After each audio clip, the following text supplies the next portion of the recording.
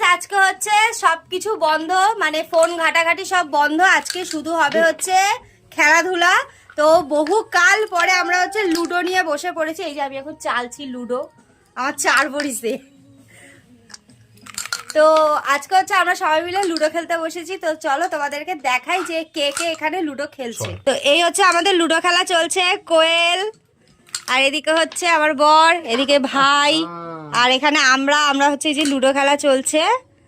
আর এখানে হচ্ছে আমার বর আর আমি হচ্ছে জোড়া, কোয়েল আর কোয়েলের বর হচ্ছে জোড়া, ঠিক আছে?